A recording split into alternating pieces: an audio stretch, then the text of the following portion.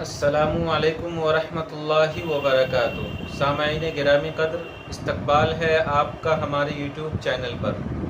آپ یہ بات اچھی طرح جانتے ہیں کہ بریلوی کے علماء جھوٹ بولتے ہیں، بے سند اور بے بنیاد گفتگو کرتے ہیں، لوگوں کے درمیان غلط مسائل کو بیان کرتے ہیں۔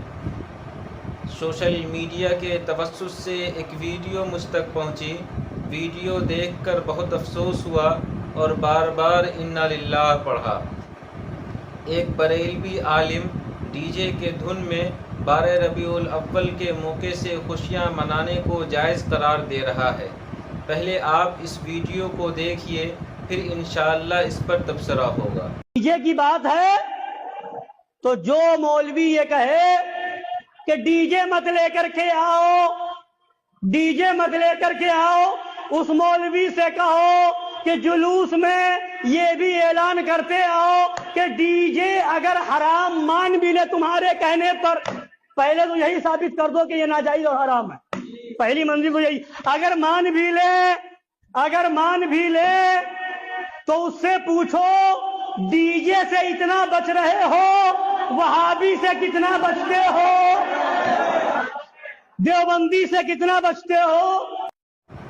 سامعین گرامی قدر، آپ کو اس کلپ سے اندازہ لگ گیا ہوگا کہ بریلوی کے علماء کس طرح بھولے بھالے مسلمانوں کو بدعت و خرافات، رسم و رواج میں لگائے ہوا ہے۔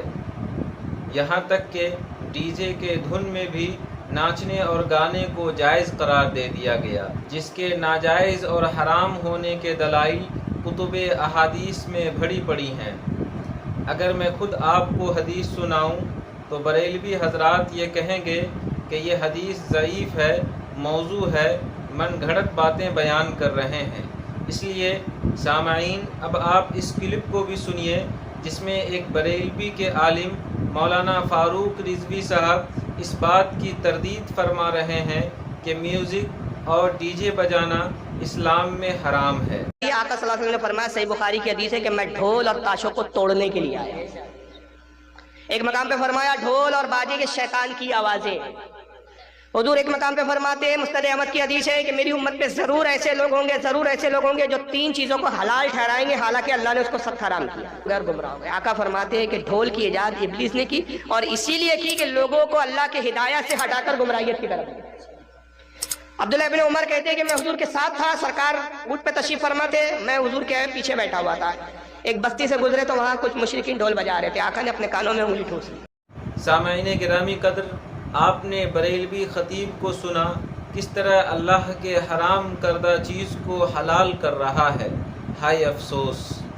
نہ تو اسے اللہ کا کوئی خوف ہے، نہ مرنے کا کوئی ڈر ہے، اور نہ ہی رسول اللہ صلی اللہ علیہ وسلم سے اسے کچھ حیا آتی ہے، نہ اسے آخرت میں جواب دہی کا کوئی احساس ہے۔